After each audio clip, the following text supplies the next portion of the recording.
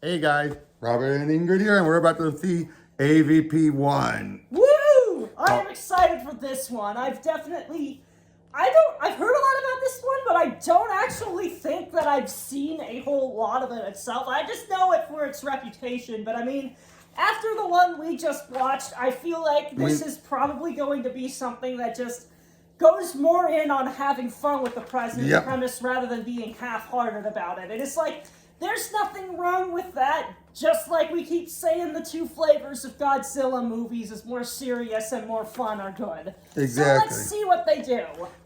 Couldn't say it better myself. We'll see you guys at either end.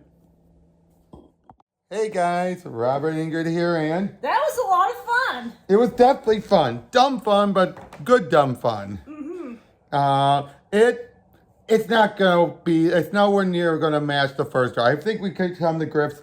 Nothing's going to top the first two, correct? Yeah. But I would say it's definitely slightly beneath the third one. Only slightly. Because the third one had all the marks. The only thing that kept it up was the unnecessary killing off of Hicks and Newt. Otherwise, it would have been up there. And the bleakness. But this, for dumb fun, it's a very good one. Now, you tell people a bit about it.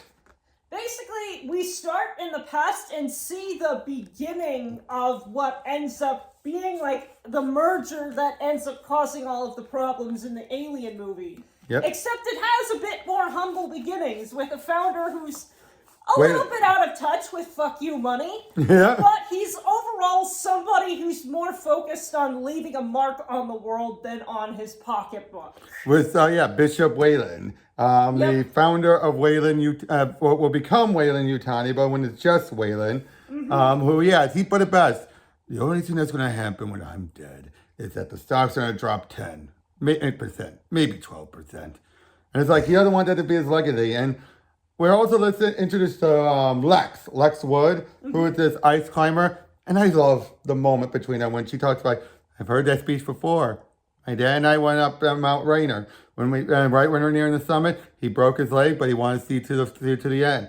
We got up there, he cracked open a bottle of champagne, and I had my first drink with my dad at 14,000 feet. When we got near the bottom, it clotted and went to his heart, and he died 20 minutes from the bottom. Do you think that's the last thing he remembered? The pain? And having a drink with his daughter at 14,000 feet. I love that. It's showing the two different point of views of it. And it tells you a lot about his mindset that seems to matter more that you had a good life over a long one. Exactly. I mean, and I just like him giving that perspective. She sees it from, he's in all his pain, and he's giving the perspective of what her dad probably felt. Worth it. And we also have all of this, I hate to say it, let's just call it cannon fodder. Yeah, they're cannon fodder. Let's not. Except for Sebastian. Sebastian lasted a little longer. Yeah, Sebastian lasted like the longest, the second longest next to Lex, but he was just part of the group, and he only stood out afterwards when they needed translating. But basically, they find this temple in the Antarctic. They go there, and though you know your Predator Lord, it's a hunting ground for adolescents to become blooded. Which, as you remember, if you've heard Raymond mention about, is the moment when they finally get their first xenomorph kill, and now they become adults. Unfortunately for humanity, we're the cattle needed to start the hunt. Because they're not going to do it themselves. They're not going to sacrifice themselves. They'll sacrifice someone else. And thus, they show up, they get there, and let the games begin. Unfortunately, two of the predators go down way too quick. And if you also notice, Grid, the alien that did it, just gets caught in the blast. Yeah. That's lame. Yeah. Wouldn't you agree? That was very lame. It was probably to thin down the numbers so that the choreography would be easier, but could have done it in a much more That's the way. weakest part of the movie. The fact that two of the three predators are taken out like that by one alien. That's not good for predators. That makes them look like chumps. I mean, one, I can understand. Two was in the same scene by the same one. That's a bit much. Again, it was by a bunch of them, yes. By the same one, what? And it feels like Anderson was a bigger fan of aliens than Predators. Yeah. But and most of the cast gets whittled down. The first by those being face hugged. And I realized we haven't had a proper, I mean, we did have a face hugging in the last movie, yes, but we haven't had a full-on proper one, you know, at the early point since really the first one movie, because the second one had to do a brief bit, but that was done as a plot point to trigger something.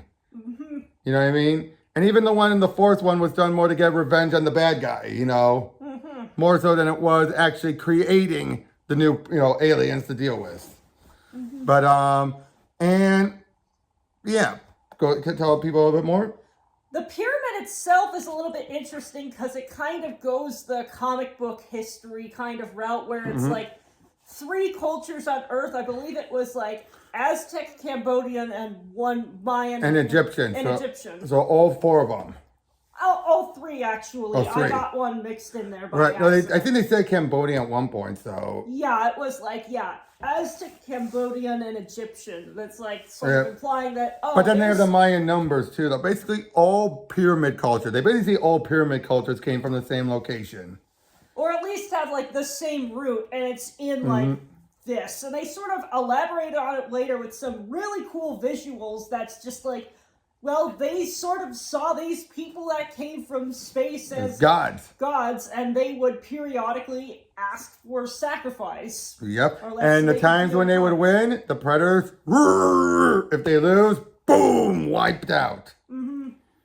Which is what happened, actually. Many of them were wiped out when the aliens took over too much. Because the Predators will not let their hunting grounds get contaminated. At all. And, but yeah, as it's going on now, Scar, that's the one we follow. He also takes out a xenomorph, just like, chink! That was awesome, wasn't it? Just very anime. But then after he got blooded, he gets face hugged, but we don't see it that well. Then, Weyland's death.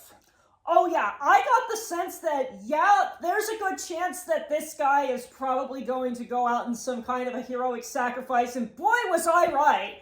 At first, the Predator kind of overlooks him because he sees that his hearts and lungs are bad, which, I mean, getting on in age, I can see that. But then he takes a flamethrower and then uses that to, like... Don't turn your back on me!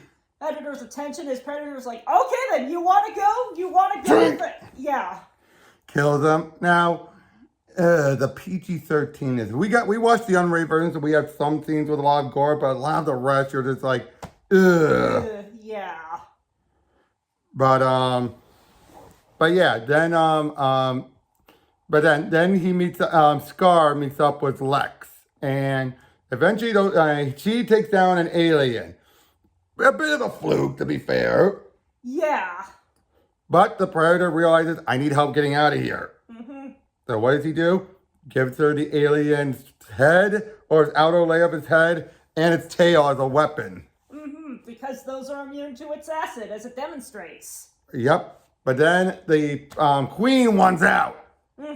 So what do they do? Of course, the eggs had to come from somewhere, and it's clear that they have a very tight constraints on her for those purposes. And it's just like, and she's tainted too, so they can gestate faster. But yeah, then they get but then the other aliens come over, xenomorphs come over and start attacking her so she can bleed, so they can get out. Playing a little bit off of Resurrection.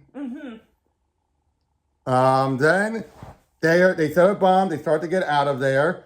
They make it out, Queen chases after them, big fight ensues, Scar dies. With the Queen. The Queen is not killed though. Yeah, they just kind of attach a weight to her and send her off into the depths of the ocean.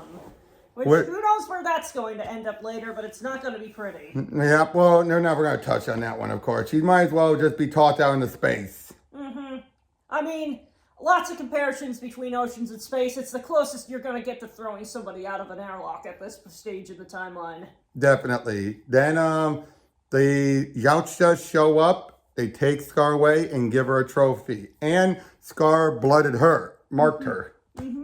And, yeah, it's just dumb fun overall. I mean, I'm going to say this. Lex, she's not Ripley.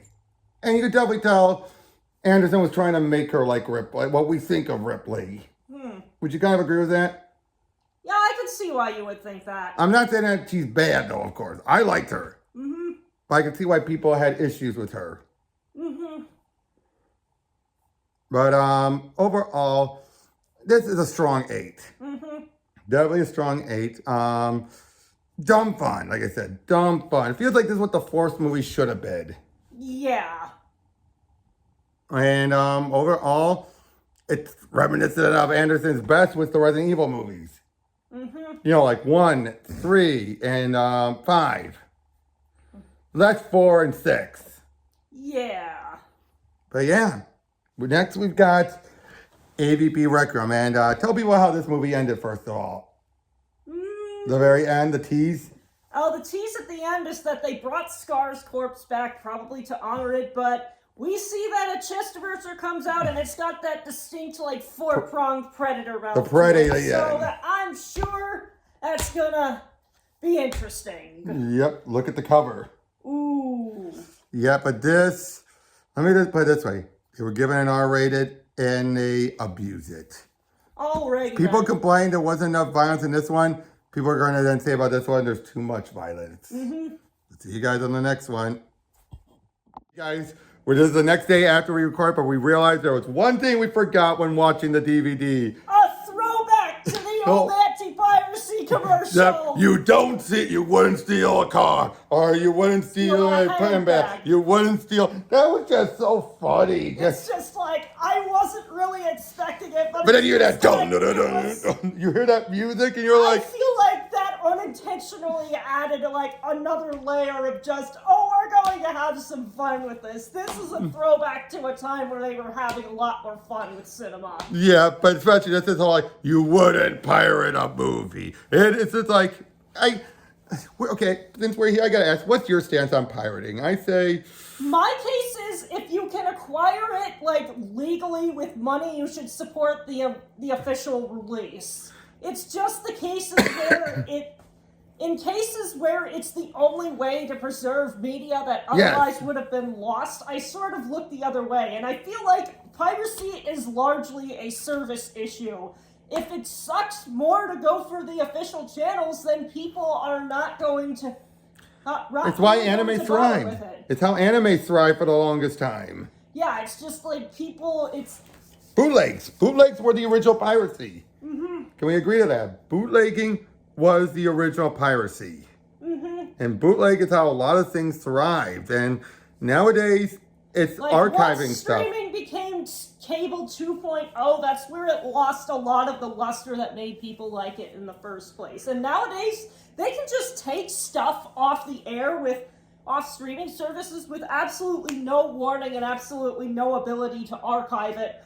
Oftentimes just to get like tax breaks or whatever. And it's just like, well, if you're going to abandon it like that, you should at least make it like public domain or whatever. Exactly. Or at least if people are going to post it, don't go after them afterwards. Yeah, it's just like, well, if you aren't going to provide it, then what the hell, man? Exactly. Especially so many of them are good shows that just didn't succeed. Yeah, and the standards for what makes a successful show are so unrealistically high these days. Like, if it doesn't get record numbers in, like, the first 2 weeks, then it just gets canceled. Or even worse, they cancel it after 2 seasons so that they don't have to pay bonuses to the creators involved, which is absolutely scummy. Yep, but yeah. Again, it was nice seeing that old thing, though. Just hearing that, you're just like, oh, I have not seen that in ages. Yeah, that just takes me back to a time. Yep, that's all. We just want to get our thoughts on that. But yeah, so take care, guys.